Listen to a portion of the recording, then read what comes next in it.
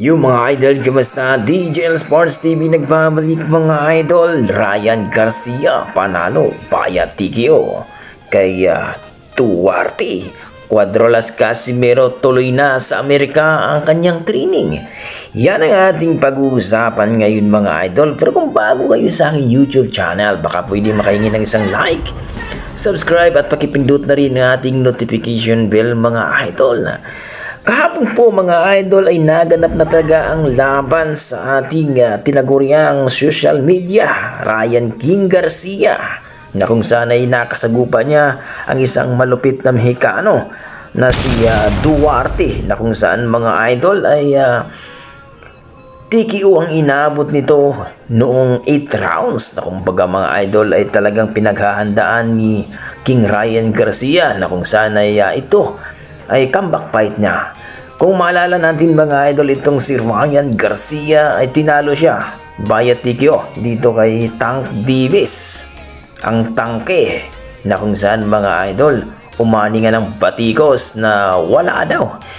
Hanggang hype lang ito si Ryan Garcia, pero ngayon mga idol pinatunayan ni Ryan Garcia ang kanyang pagbabalik dito sa Luna, na kung saan ay TKO ang inabot ni Duarte. Alam naman natin mga idol na hindi rin basta-basta itong si Duarte, kaya makita natin sa laban na itong si Ryan Garcia ay mahirap pasukin itong si Duarte sapagkat mayroong kagalingan dito. Ayun nga kay De La Hoya na napaka-careful daw ni Ryan Garcia ngayon, nag-iingat na.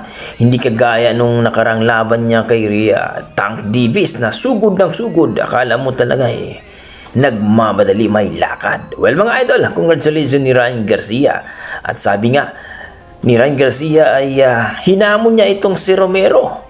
Kung may bayag daw itong si Romero, labanan siya. Well mga idol, may titulo nga itong si Romero at gustong agawin ni Ryan Garcia. Kung sakali mga idol, magtapat itong si Romero at si Garcia, sino kaya ang sa tingin nyo ang mananalo?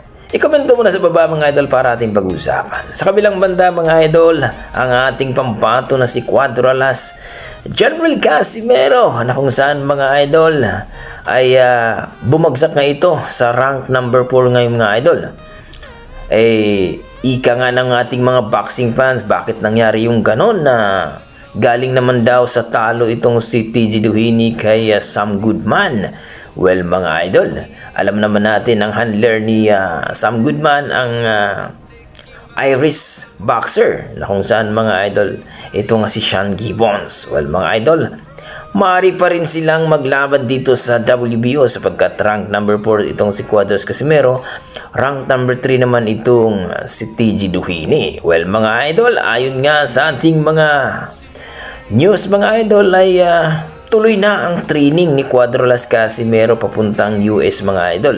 At dito nga ay umaksyon na po itong kanyang manager na si Aegis Climas para sa kanyang training dito kay TG Duhini. Ito daw ang nilulutong laban nila para sa eliminator bout. Kayo mga idol, kung sakaling matuloy ang training ni Cuadrolas Casimero, malaki bang tulong at magkakaroon ng strength conditioning coach?